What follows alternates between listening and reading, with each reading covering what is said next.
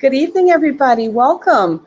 I'm Jennifer LaRue. I'm the Director of Public Programs here at the Mark Twain House and Museum in Hartford, Connecticut. And yes, we are starting now. So if you continue to have any tech problems, let us know in the chat, and Jacques and I will do our best to help you out. It's usually an easy fix. So welcome again. This is a wonderful evening for us. It's part of a series that we're enjoying very much with our friends at Harper's Magazine. And I'll talk about that partnership a little bit more in just a moment. Before I do, though, many of you, even after this long time of doing virtual programs during the COVID era, might be new to Crowdcast, which is the platform we use for our virtual programs since April of last year. So let me just walk you through a few things. You've already discovered the chat. I'm glad to see that. So continue chatting throughout. That's part of the fun of the Crowdcast. And know that this program is being recorded and it will be posted on our website, marktwainhouse.org, after it is over, and you can continue the chat. It stays live afterwards, so if you make a friend, you can continue conversing there. But toward the end of our program tonight, Jonathan and Kevin have graciously agreed to do a Q&A session with your questions. So rather than post those questions in the chat, if you would be so kind as to put them down at the bottom of the screen where you see the words "Ask a Question." That makes it a lot easier for us, / me, when I come back on to help with that part of the program, to keep track of your questions. And it's kind of fun to go down there and see what people have asked. And if you have the same question, you can upvote it. So that brings it to the top of the pile. And add your own question, please, because that's, again, part of the fun of these programs. While we're down there in that part of the screen, I want to just draw your attention to that long greenish bar that says Birdies for Charity. So that bar is where we accept very gratefully donations from people attending our free virtual programs like the one you're attending this evening. It's been a long haul for the Mark Twain House and Museum, as it has been for so many nonprofit organizations and other museums throughout the world and the country. We have been really happy to continue providing virtual programming throughout this time to stay engaged with all of you and to keep Mark Twain's presence alive in our community. But it hasn't been free, and we have been without our major source of revenue for much of the past year, our guided house tour, which if you haven't taken it yet, please try to come to Hartford one day and take that tour. But it has been a really trying time, and so we've been really grateful for any donations that people like yourselves are able to share with us, donations of any size. And right now is a really good time, if you are able to share anything with us, to make that donation, because the Travelers Golf Championship, through its Birdies for Charity program, actually adds 15% to any amount that you are able to donate. So that stretches it a lot farther. And I want you to know that on behalf of the staff and the Board of Trustees of the Mark Twain House and Museum, every single penny is deeply, deeply appreciated and put to very, very good use. So thank you in advance for your generosity. Right behind me is a copy of the book we're going to be talking about tonight, Jonathan Lee's brand new book, just published this month, The Great Mistake. We are offering that for sale through our Mark Twain store, and there's a link in the chat that you can follow to order your copy. Now, we're no dummies at the Mark Twain House and Museum. We know that you can get a copy of this book other places, but do know that if you do purchase it through us, number one, you're getting a signed copy, which is not the case with many of the other places you can buy, and also your purchase benefits the Mark Twain House and Museum, so you're doing us a favor by purchasing it through us rather than elsewhere. So thank you for that. And I think if you haven't purchased it yet, you're going to want to by the middle of this program after you hear these two talk. So I don't want to stay on too long. I just do want to thank our friends and colleagues at Harper's Magazine for this wonderful collaboration that we started earlier. And we've had fantastic talks with the smartest authors and people that Harper's has connected with us with. And we've learned about so many fantastic books that we might not have otherwise. Part of that relationship is that Mark Twain himself was published in Harper's back in the day. So that's a really long-standing and deep connection. And in honor of that, Harper's has made a really generous offer just for people who are attending our programs. You can get a year subscription to the magazine for just $16.97. And that gives you the magazine itself and also access to their awesome archives. And you can go back and look at Mark Twain's stories there. And I am a happy subscriber to Harper's. It's one of my favorite things to get in my mailbox. So I highly recommend you take advantage of that really generous offer. So without too much further ado, I want to introduce our guests, having first pointed out that tonight's program is produced in part with support honoring the legacy of Frank Lord. So tonight we're joined by two wonderful people. I've had the opportunity to spend a little bit of time in the green room and during a tech check with them, and they're just delightful, as you're about to find out. Kevin Baker is a columnist, novelist, editor, and historian who wrote, among many other things, The Fall of a Great American City, New York and the Urban Crisis of Affluence. He'll be talking tonight with Jonathan Lee, the editor-in-chief of Catapult Books and an award-winning internationally best-selling novelist. His third novel, High Dive, was named a Best Book of the Year by the New York Times, The New Yorker, The Guardian, and many other publications. And we're talking tonight about his new book, The Great Mistake, tonight. So, ladies and gentlemen, please join me in welcoming to the screen Jonathan Lee and Kevin Baker. And give me just a moment to get their mics going, and we'll say hello. Hello. Hi, Jonathan and Kevin. Thank you so much for joining us tonight. Thanks so much, Jennifer. Thanks for that lovely introduction. Great to be here tonight, interviewing Jonathan about his terrific, outstanding new novel, and to be doing this in conjunction with the Mark Twain House, which is really a great asset in Hartford and just a terrific place to visit. Now that the pandemic is over for the moment, get there before the variants come in. Come and see it. It's a wonderful place. Well, thank you for that. And thank you both for being here. I'm going to duck out now, but will you bring me back up to help with the Q&A? Certainly. Absolutely. All right. Then I'm going to sit back and enjoy with everybody else. Have fun. Thanks so much. So to begin with the obvious, which I think is always a good place to start, particularly for myself, what attracted you to Andrew Haswell Green, the character at the center of The Great Mistake, and the kind of bizarre circumstances of his murder? Or was that the attraction? That was definitely intriguing. Thank you, Kevin, for doing this, and thanks to Harper's and Mark Twain House as well. I didn't set out to write about turn of the century New York City, although I've been fascinated by it for a while. This book came about because I have this weird, unhealthy obsession with park benches. I love park benches. I sort of seek them out wherever I go. I love to read their inscriptions, whether it's the sort of shiny memorial plaques or the penknife engravings and the graffiti. I think they're always interesting, right? Even if the statements aren't always repeatable in polite company.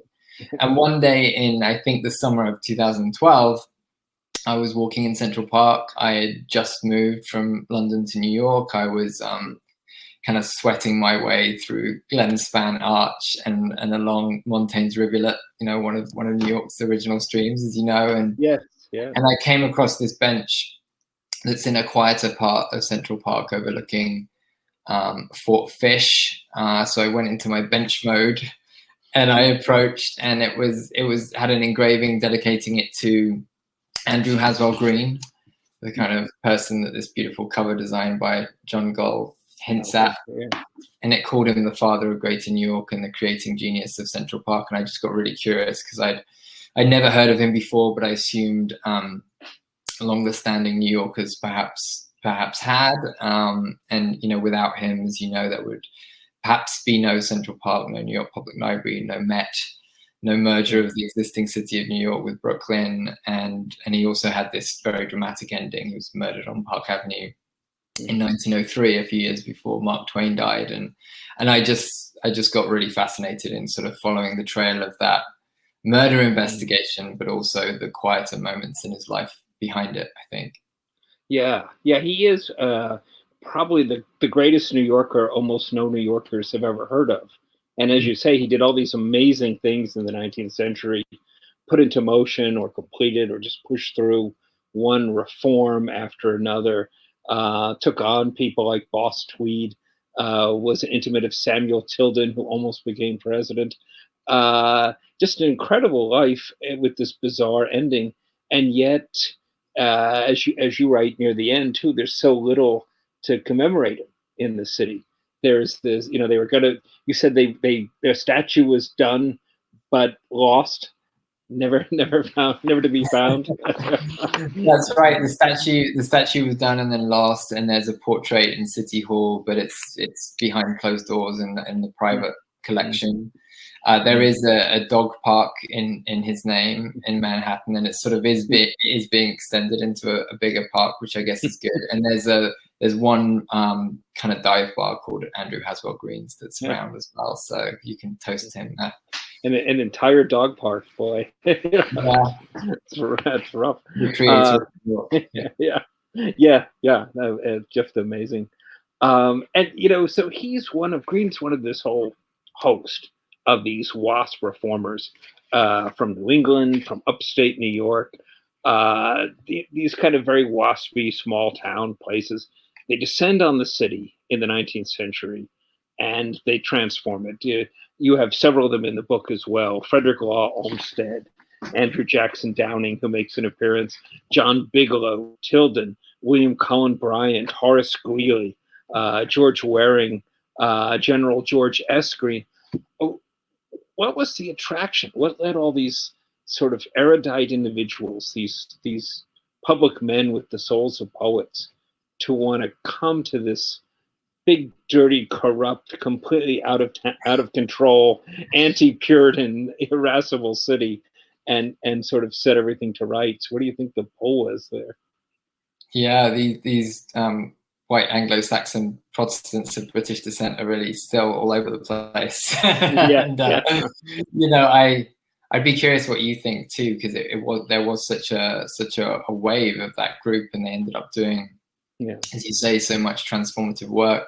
I don't know about you. I love E.B. White's Here is New York. Yeah. I think that's my favorite essay about New York, along with maybe some of Joseph Mitchell's sort of fact fiction blurring profiles for the New Yorker, back before the profiles were all about famous people only.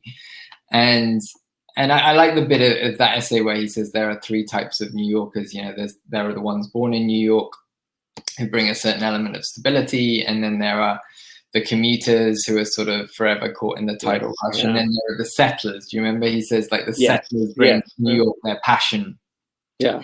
And it's the passion of displacement and arrival and estrangement. And I found that interesting because I think, that was that last category, and pretty much everyone you mentioned was in that category, whether it's, wearing the sewage genius, or Greeley, like pushing Thoreau and Emerson's work, or the lawyers turned poets like Bryant. And I suspect people still, I know people still arrive in New York, with that outsider's passion, and I think it sort of contributes to the atmosphere of passionate outsiderness that I associate with the island of Manhattan. I don't know about you, but maybe now. Yeah.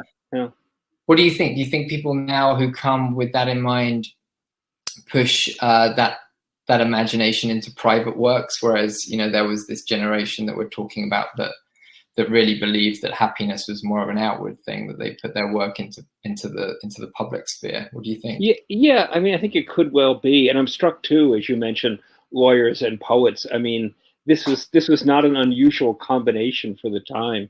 It makes me sad for how kind of specialized we've become nowadays. I think also people saw the city maybe as this was what America was going to be, and we kind of had to solve it, at least to some extent, there, if it was going to work. I mean, is that your impression, or is that what do you think the attraction was to Andrew Green? Yeah, well, it was interesting with Green, I suppose, that he was from this sort of pretty well-to-do family historically, but that they'd come upon slightly harder times. And when I discovered, to my delight, some of his diaries and letters in the New York Historical Society Library, they had these boxes that haven't been checked out for many years. You can kind of feel him arriving in New York at the age of 15 to be an apprentice boy in a general store in Manhattan, and finding that, his two passions, one of them reading, which he was slow to come to because it took a while to realize he needed spectacles, like many of us. Yes, yeah. And two was walking, and he felt, at least, whether it was quite true or not, that he was priced out of both sports. He sort of talked at the time about how all the libraries were private libraries, and he couldn't afford, on $2 a week or wherever it was, the membership to any of the libraries in New York at that time. And then the places that he felt were safe to walk were the ticketed pleasure gardens and so forth. So it's interesting to think about whether he would have gone on to create or be involved with the creation of Central Park and the New York Public Library had it not been for those personal circumstances. So I think they drove him forward too, would be my speculation. Green was always talking in his diaries about speculators. Yes. Of course, in a different way, but novelists are speculators after all. Yeah, that's a very interesting point. And the park itself, I think we forget sometimes today, was supposed to be an instrument of reform, not just the lungs of the city, but a place where people were supposed to go and see their betters. They weren't supposed to do many of the things we do now. Like, they weren't supposed to play baseball. That was banned for decades. But they were supposed to go and see their betters and learn how to work, as well as there were very practical things like a dairy that was actually supposed to provide milk to children who who could not get good milk in the city otherwise. I found it fascinating discovering some of those things in minutes of Central Park, commission board meetings and things that you can get hold of. Google Books is sort of bad for lots of things, but it is amazing that at a click you can search and bring up the minutes from a meeting in 1855. But I found it fascinating too that, understandably, I suppose, with hindsight, but the owners of all the houses around the park just thought it was the worst thing that could ever tap into the city. They thought their property prices would just go through the floor, having this of ordinary workers and people and all the squalor that was associated with the park in its early years. Yeah, although it's interesting, I think the Tammany speculators that you mentioned were kind of onto what a boom this would be. The utterly corrupt Fernandy Wood, who was quite a character of this time, the mayor, was all for it. And it struck me that, Tammany understood, buy up the land around the park and you'll have a boon here, which seems to say, get together the very worst and the very best people to do something and you'll be all right, Yeah, absolutely. It sort of seemed, didn't it, that Wood and Boss Tweed, who I believe there's some HBO show coming out soon about his life, which may be interesting.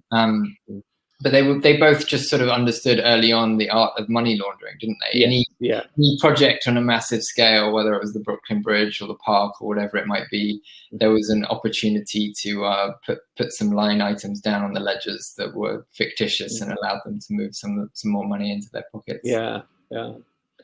Now, not to give anything away, because this is at the start of your book, Green's death. He is shot right in front of his home at the age of 83 by this person who claims that he is hiding this woman from him. And what was this all about? Can you give us kind of the idea behind this? Part of this is finding out what it was all about is, of course, where your book goes. But along the way, there emerged some unforgettable characters, such as the real life Hannah Elias, aka Bessie Davis. Do you want to tell us something about her? For instance, the woman at the heart of the question. Yeah, absolutely. So, you're right. No spoilers really, because on the very first page of the book, you were learning that Andrew Haswell Green was shot dead on Park Avenue at the age of 83 on Friday, November 13th, 1903. A lot of people associated, superstition with that, Friday the 13th. And it's not so much a whodunit through the book as a whydunit, which I found a bit more interesting. And that sort of mystery of motive runs through the book and sort of threads you through scenes of his life and his death. And Bessie Davis, who you mentioned, was fascinating to research, she became the center of the murder investigation after Green was shot dead on Park Avenue. The man who shot him said that he committed the killing because he was in love with Bessie, who also went by the name Hannah and many other names. And as I researched her, there unfolded the story of this Black woman who came up from nothing, really, to become certainly one of the richest people of color in New York. And she ran and owned an uptown mansion that she said satisfied the needs of gentlemen of the highest sort. Yes. And supposedly a lot of New York's leading politicians seem to have visited her. So she became this sort of, through her version of public work, she became a kind of holder of many private secrets. And actually, something that happened just yesterday or the day before, one of the critics who just reviewed The Great Mistake, I think her name is Kirsten Iverson, she sent me this great and unexpected note saying that when reading the book, she made the discovery that like one of Hannah Elias's last residences was the penthouse at 501 West 113th Street. And this critic realized that her grandparents had lived in the penthouse at that very same address. It was a different building. Yeah. It was rebuilt in the 30s, but the same foundations. And I love those little kind of slivers and shivers of history that are everywhere in New York. And this seemed to me a ghost story because I think I associate historical fiction, but especially historical fiction about New York with kind of ghost stories of a kind. Yeah, she was quite a character, and actually had a butler named Cato, right? I mean, this sounds sort of larger than life, but that was in New York too. So, in your very thoughtful essay this last week on historical fiction that you wrote for the Times Book Review, you wrote, underlying every writer's personal brand of self-doubt, this is the itch from which many novels are born. I thought I could do better. Was that a spur for you too? Did you think you could do better looking at what was out there? Yes, that Hilary Mantel quote, I thought I could do better, and she did do pretty well, didn't she, with those Wolf Hall books? They're a real my motto is a bit more like I could do worse. I think I think in terms of the specific story of this forgotten civic leader and creator of public space, Green, this publicist in the oldest sense of the word. It fascinated me that writers in America and beyond had at least 120 years to write his story or peel it back, and no one had, or at least not in a big way. And I think he's been as forgotten by novelists as by everyone else. And so in that sense, I did think I could do better. I'm interested in parts of history that I think have been overlooked in some way and pushed in corners. And you certainly made the most of it. It's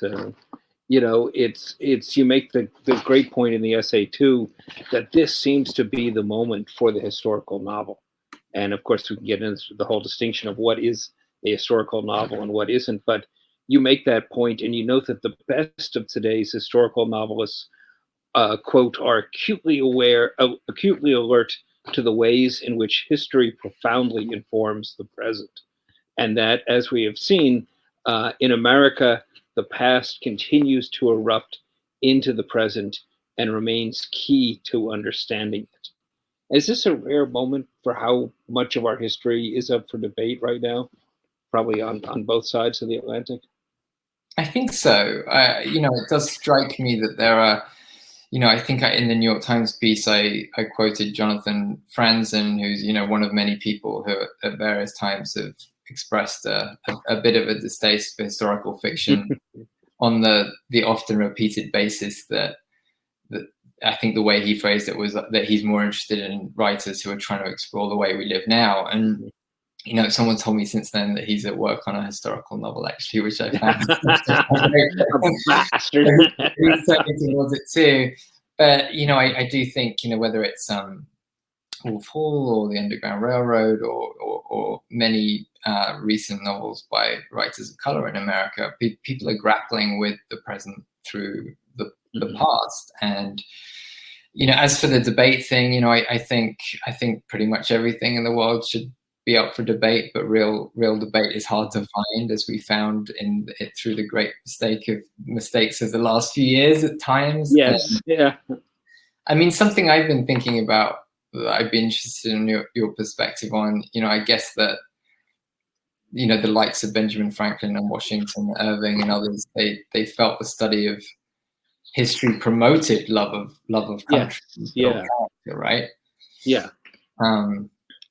Yeah, I think it does. Do you?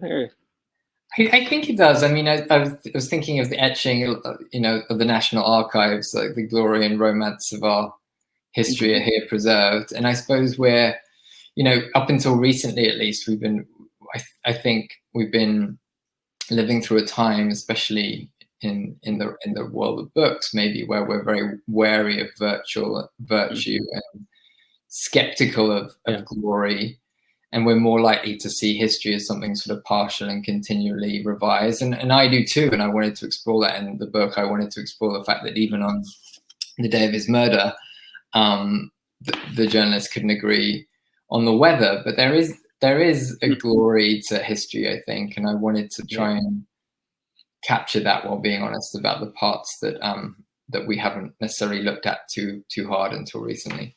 Yeah. And I think it can be inspiring, even with all the bad parts. Right now we seem to be at this moment in the United States where we're divided between those who won't hear anything bad said of history, and those who feel the entire country was sort of simply a big con game and simply another means of oppression. I don't think either one is the truth, but it seems so hard to find any kind of common ground on that. Were you? Is that your impression as well, Yeah, I mean, I've been interested. I wonder if you agree. I sort of feel that historians today are sort of, they're by training, they're often hesitant to analyze current events through the lens of the past. I think that there's the risk of falling into the presentism trap of interpreting the past anachronistically. And I agree with many historians that the primary purpose of historical expertise is not as a crystal ball for predicting the future.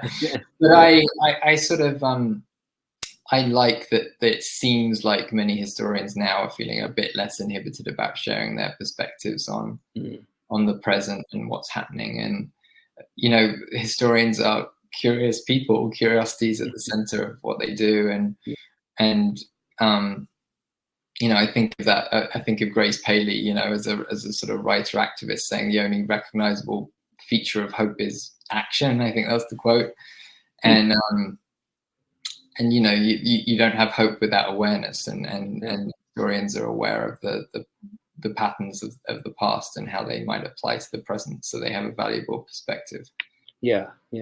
And this is sort of a story of hope, bizarre as its beginning is. Random murder, but nonetheless, yours is a story of hope in the sense of here's this, rather ordinary man, a seemingly ordinary man who was actually incredible and came to the city and with just made an enormous difference on his own. I mean, what a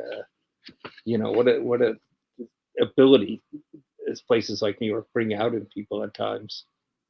It's incredible, isn't it? Now, when I was looking into his role in the foundation of the Metropolitan Museum of Art, there was a certain canniness that came into his character around that time, I think. And reading through these minutes of meetings where it's Green who sort of pipes up and says, well, rather than appealing to the altruism of rich New Yorkers to support the founding of this museum, let's just tell them that we're going to put their names under the artwork, and it'll be a great way of showing off to their friends. And he was, at some point he was described as the man who gets things done. And, it's obviously someone like Robert Moses had more ego in the game and was maybe better self-publicist and has therefore been remembered somewhat more impactfully, even if not that fondly sometimes. But I think Green had an edge to him. He was able to see pragmatic ways around things, I think. Yes, and you have some great examples of that when he's replying to Boss Tweed and all that at some time about just kind of going. Was that based on reality? That quote you had? Yeah, there was a conversation between them, and there was there was almost too much reality when I started researching Boss Tweed, because, as you know, I have a speech of his almost verbatim in the book. And it seemed so, I think my brilliant editor sort of pointed out how Trumpian the speech seemed, and I almost had to take it away from reality slightly, because it just seemed like it was a deliberate pastiche of a Trump speech, because he uses the word greatness so many times, and is so nationalistic and all the rest of it. Yeah. Well, speaking of that, leads me to the question too, which I find is always a difficulty in trying to decide what to use in historical work. And I know from a friend of mine who studied with him that E.L. Doctorow used to tell his students to do as little research as they could get away with in writing fiction, in particular writing historical fiction. Was that a guideline for you, or did you kind of feel the opposite? I sort of wish it had been more of a guideline. I mean, there were many years researching the novel. I don't know, how much of it helped, how much of it hindered, but I think it was important for me to try and make sure that wherever possible, the departures from the facts were decisions rather than mistakes. But obviously, I'm not a historian or a biographer, so they may more reliably tell you what happened, and I try and prioritize how it might have felt, or how I think it might have felt. I did.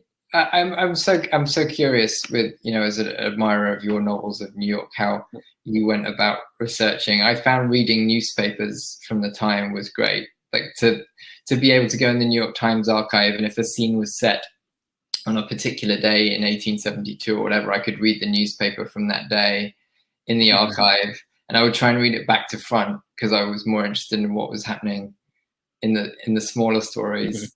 Great idea. No, it varied. I found newspapers very useful for Stryver's Row, a novel I did set mainly in Harlem in the 1940s. The Amsterdam News was a fantastic paper at that point, and I went and researched that in the Schomburg, which is a great place to do research. Relied more on books and individuals' accounts for the earlier ones. But I do find at times, there's like, what I was always looking for was the little something that told you about a city that often I didn't know was there. And for instance, when I was writing about Paradise Alley, found that like the the sewers were so badly built in New York in the 1850s, a decade, by the way, where the death rate surpassed the birth rate in New York, as I'm sure you've read. It's, the city just kept growing because people kept coming, but the sewers were so badly built that at the slightest rain, blood would run in the gutters, and you'd see little boys sailing paper boats in these currents. And that just struck me as, that's something I wouldn't have suspected. And it was great to find. And whether it's worth doing the other research for it, I don't know. But it was, that's the sort of detail I always felt I was looking for. That's such a great detail. I mean, that reminds me of researching Inspector McCluskey, the detective who was in charge of the murder investigation that runs through the book, working out why Green had been shot on Park Avenue. And he was such an interesting guy to research, but also reinvent, because there was not a ton of information out there about the gaps were bigger than the facts. There was this framework, but eventually two things kind of unlocked him for me, or like unlocked my version of him. And one of them was a reference in a Times article from the time of him single-handedly rounding up these crooks in the Tenderloin district on St. Patrick's Day and throwing them in the back of his van, leading various early kind of mafia types to flee New York completely in fear of him in his own account. Great. And another one was a small newspaper reference to him being an elephant sympathizer. Yes. And eventually I found out that was because he'd supposedly stood up for Topsy the elephant, the Coney Island circus elephant that went wild and was executed in front of the public in 1903. Yeah, poor Topsy, who I put in Dreamland too. It's a horrible thing, the execution of this elephant out in Coney Island, and amazing you can find a film of it. Did you happen to catch that? Yes, I couldn't believe that. Awful. It's so awful.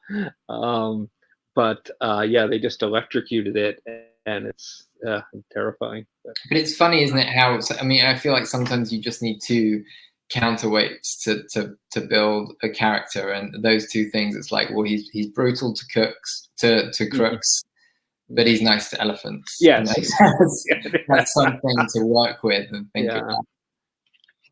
It's a great bit. So much of The Great Mistake is about aging and solitude, which we would expect about a book about an 83-year-old man. Having you go back through his whole life, which is great, but there is that sense of age that you capture so eloquently. And you write, at a certain age, we forget to be afraid of people. We start to dread instead their absence.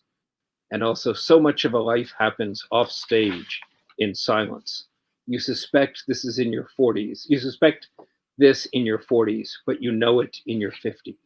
You know it every day. And elsewhere, you refer to the hunger of hindsight or heartache. So are you actually much older than you seem, or is this just how did you get such insight on aging? I've only got the early experience of the 40s, but I think I was, some of those lines that you're nice enough to mention. I think I was probably a bit lonely when I arrived in New York 10 years ago from London and came across that bench in Central Park and began researching his story. I think I felt sort of some of his loneliness in his diary sort of reflected back at me in his accounts of arriving in the city. He's sort of like an old soul, even when he was young. Yes, you get that impression. Yeah, and I remember my parents saying something similar about me. And it's funny, you look for parallels, I suppose, and we mentioned earlier a lawyer who turned into a poet. Like I was a lawyer who wanted to be a novelist, and Green obviously went through his law days, but sort of trying to leveraged it into something else, and he was trying to get a grip on being in New York City, this new place as well. And I think there were enough little threads that I could connect with in some way. Yeah, that comes across very well that you understand that. So it's terrific. So, well, I think we are at the moment here where we would like to invite Jennifer back on to give us some questions from the audience.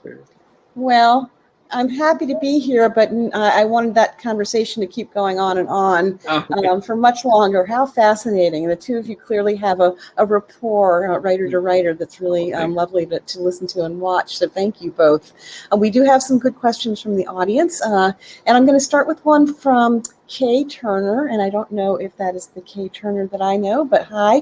And this can apply to this novel, but also kind of more generally. She asked, or he, I don't know if it's a he or she or they, why tell Green's story in a novel rather than a biography?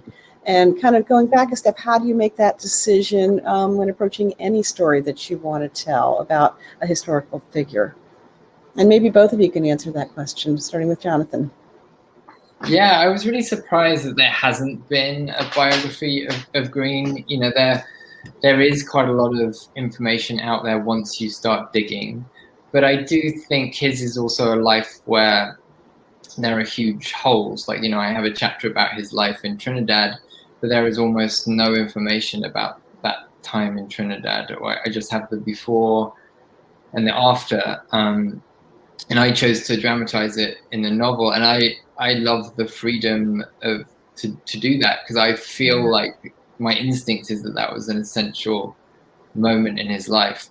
This 1 year in Trinidad, he seemed like a different person in his prose, in his attitude, in his letters, in his diaries when he came back than when he left. He was more hardened, he was tougher, he was a bit more wounded, and he seemed like he came back at New York with, excuse me, a fuck you attitude that he didn't really have before. But as a biographer, I think I'd only have one line to say about that time. So, you know, I love, for instance, the Power Broker, the Robert Caro book of Robert Moses is an outstanding biography. But I love being a novelist and being able to bring some of that imaginative play into my portraits of a life. But I'm interested what you think. Yeah, that was very well put. I also get that question all the time. Why don't you just write a history? As if people seem almost annoyed by the idea of novels these days. But my feeling is you cannot outdo whatever that means. But you can't really outdo a terrific history, such as the Power Broker. What I'm trying to do is really put people in this setting, make it, I'm trying to hone history in a way and make it relatable to people. What is it like to be running through, say, the draft riots in 1863 in New York? What are these people motivated by? What's going on? How do you feel that terror? So that's what I'm looking to do, and I think that is a very legitimate thing, and I think that's a thing we need to do to kind of get history on that gut level basis. I think only novels can really do that. Those are great answers. Thank you.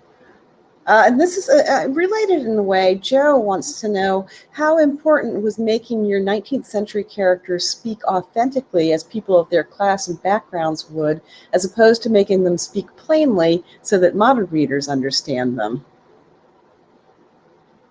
Yeah, that's a really good question.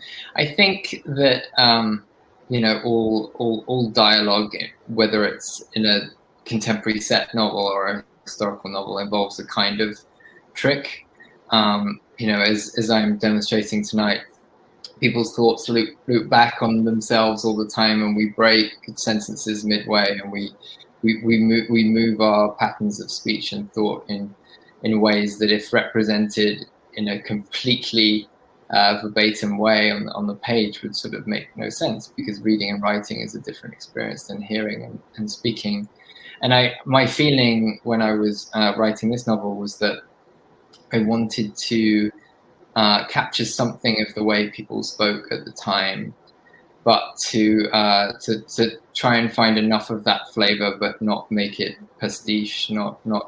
I wasn't interested in doing the kind of historical reenactment that you see on a hill on a Saturday after a picnic, where people have their bayonets, and I wanted it to feel a bit more contemporary than that.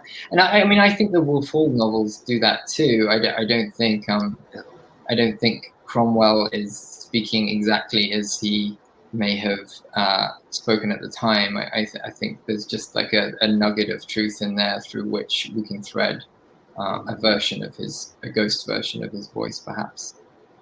Yeah, I think that's exactly right. I think you cheat a little, and you have to. In writing Dreamland, I have the main character is this worker at the Triangle factory, Essie Abramowitz, and she goes to the Talkers Cafe, and she's thrilled that people can discuss all these issues, but a lot of it is exactly what form of socialism we should have.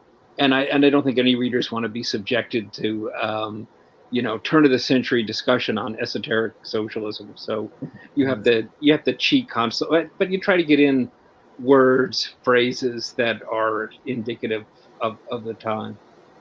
Yeah, I found it interesting too that, we're talking about tricks, and I found myself when I was writing the book, thinking of the novel as a trick and history as a sort of bag of tricks that can be enjoyable and thought provoking, and Central Park is a kind of beautiful trick because, as you know, those that a lot of people don't know, those bodies of water are all artificial, and Yeah. that beautiful tinkling stream that you can hear as you walk along can be turned on and off by a faucet, and the arrangement of rock outcroppings seems just haphazard, but required more gunpowder than the Battle of Gettysburg to put them where they are. So there's sort of trickery all round, and maybe some of that can be reflected in the voices in the fiction. Yeah, that's fascinating. The whole, I remember a geology professor taking me to Central Park in college and explaining that, all the most of the rocks there have been brought from elsewhere, or some have been, and thinking just, wow, that whole idea of improved nature that's behind the park, we would be scandalized by today, I think, but I think it worked very, very well. Yeah, all that New Jersey soil that they imported because it was more fertile. Yeah. Yeah. And just to note, and maybe I don't think I missed this in your conversation. Jacques, my colleague and friend in the chat, has noted that Frederick Law Olmsted actually was born in Hartford and is buried in Hartford. Oh, okay. So Great. yeah, he's a Hartford guy. And Jonathan, just to not to dwell on this too long, but I would think maybe too there's a difference, or maybe I'm wrong. You have a British accent. Do you hear American voices differently in your head than perhaps Kevin or I or the readers who are not British English speakers? I think that's quite possible. I mean, one of the interesting things, I suppose, about this time and about people like Green is, his ancestors supposedly go back to Shakespeare. The language was quite Dickensian in his letters, the sort of the pacing and the structure of his speech. And when you're reading someone's materials over an 83-year life, not that there was material from every year, but one of the things that's interesting, I think, is seeing how their own patterns of speech change and their formulations, and his sentences become sort of more expansive and Jamesian as he gets older, and it was fun playing with that in the book. Some of the chapters are named after gates in Central Park, and there's a sense of sort of different entrances onto his life, and he was different people at different times, as we all are. And I think the past is the great leveler in that sense, which really helps you because it's mysterious to everyone. So you can come at it and still, have a certain authority. I mean, I wouldn't know how to go about writing street jargon in New York today, even though I've lived in this city for 45 years. Although, but in the past, and you come up with these great words, things like a Kirk buzzer, for instance, which is an actual term. They had all these terms for thieves who they called buzzers. And a Kirk buzzer was somebody who specialized in stealing money from the collection plate in church. So, it's like that's the sort of thing you can't make up, but also you can just find, and you're as at home in the 1850s as anyone living today. So great. Yeah. Kirk buzzer. Kirk buzzer, like Kirk for church. Right? Kirk for church, yeah. Right. That's great. Let's see. Joe again wants to know: are there any Mark Twain, Andrew Green meetings on record? Did the two of them meet, so far as we know? Not that I know of, but there is that there are records of him reading Twain, which is interesting. Did he like him? I don't think he remarked on whether he liked him or not, but he wrote a couple of times about reading the literary guillotine and sort of the magazines of the time that Twain was supposedly involved with, and I guess they certainly could have met, and it was surprising finding how many moments there were when the city was smaller then, to state the obvious, and I guess Twain, did Twain die in 1909, 1910? 1910. Yep. So yeah, they certainly would have overlapped, but unfortunately the research hasn't given me that one yet. I was reminded though when Jonathan was talking about the the Metropolitan Museum of Art, that I've maybe everyone here has heard this, but the Twain story about he went in and he was told he had to surrender his umbrella, and apparently loudly proclaimed, like, surrender my umbrella, how will I poke holes in the pictures then, and it just seemed like another great Twain moment. There are a lot of those. I always like I think it was Twain. I think the Twain line that I always remember fondly is the one where he's supposed to have said that a classic is a book that everyone wants to have read but no one wants to read. Good job. That is actually Mark Twain. He's often a lot of quotations are misattributed to him. Yeah. That is him. Yeah. Awesome. It's something you said just a moment about the literary guillotine leads into a good question from Jacques, my friend and colleague in the audience. This can be for both authors. Do you read pre or post publication reviews, or do you avoid them? And also, do you read Amazon reviews and the like? I skim the reviews if they arrive from my lovely publicist with an exclamation mark or something in there. If it seems positive, I try not to dwell too much. I've been lucky with this book that so far the reviews have been really great. And then Amazon, I try not to spend too much time on Amazon. I think that way madness lies, looking at reviews on things like that and Goodreads. But at the beginning, around pub day, it's hard not to look. And the first review is generally something like, this is 1 star. The book arrived in broken packaging, something like that.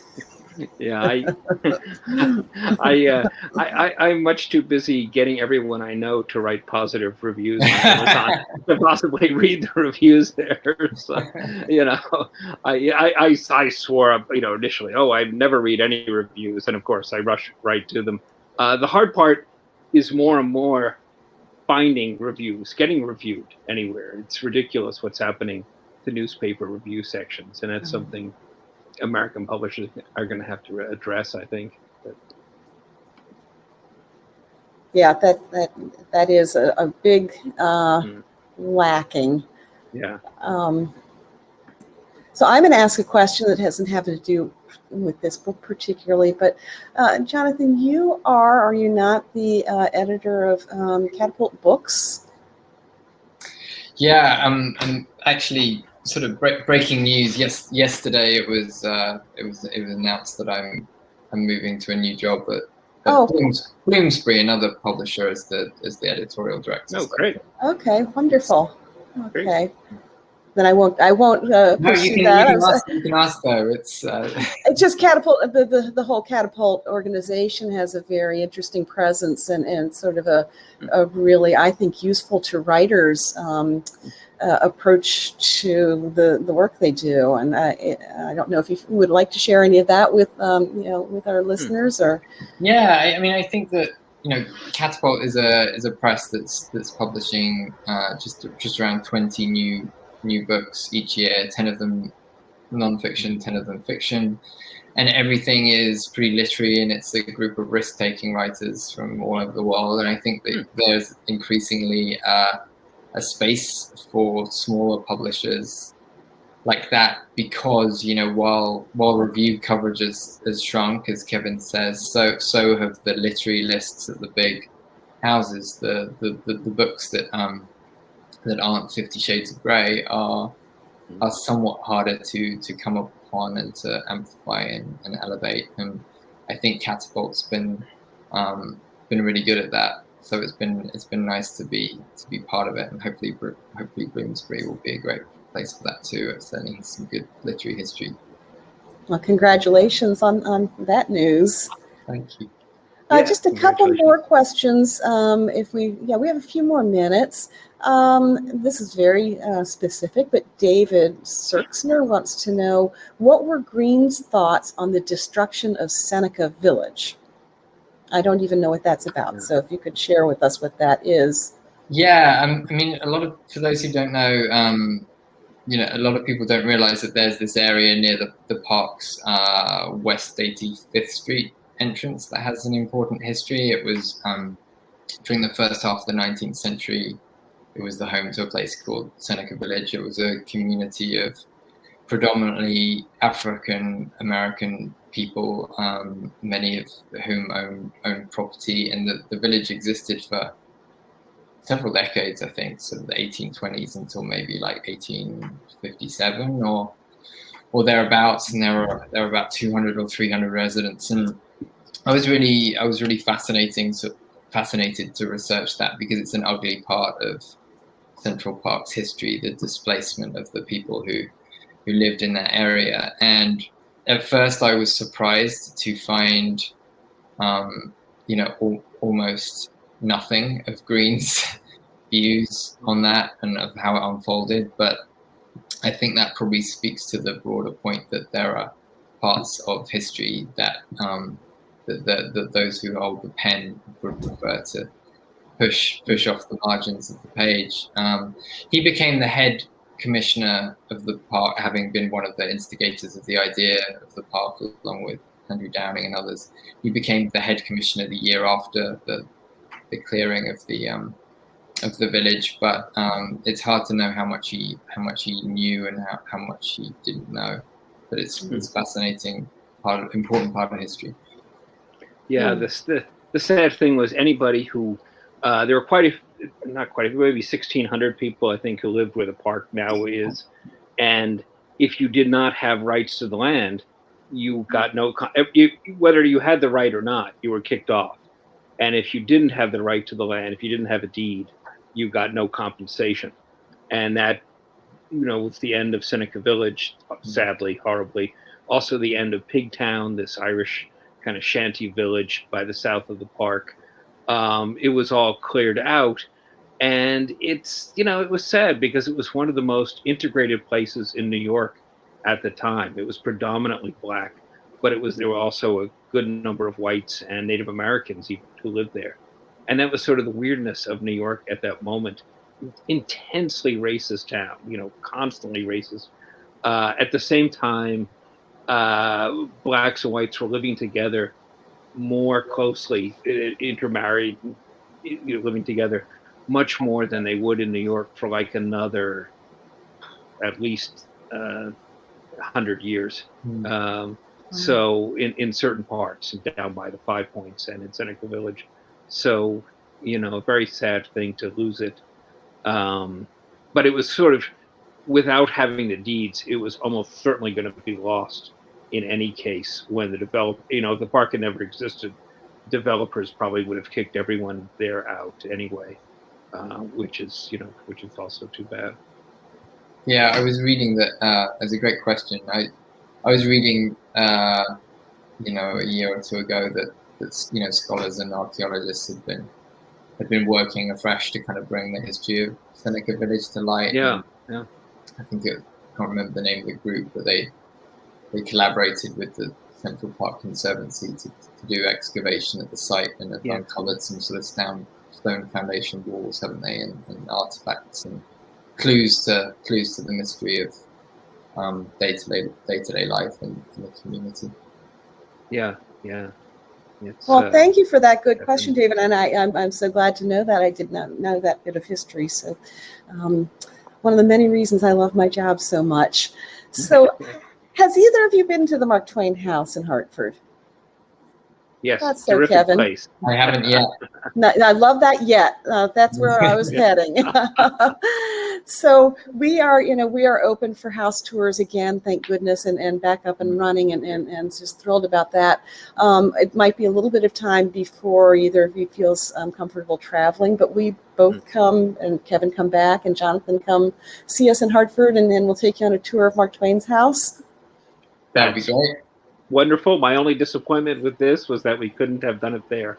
But look forward to getting back. Well, let's do that. And I will tell you that if you do come and do a talk, if I like your talk, at the end of it, I will give you a Mark Twain bobblehead doll. So that's something to strive for. I feel we should be able to claim one when we come Right. this book. But we can Definitely. do it. Definitely. Well, we'd love to have you. I like to say that the Mark Twain House is a writer's home and a home for writers. And now you both are members of our circle of writers from all over the world. So we're glad to have you in our community. And thank you so much for an absolutely fascinating evening and conversation.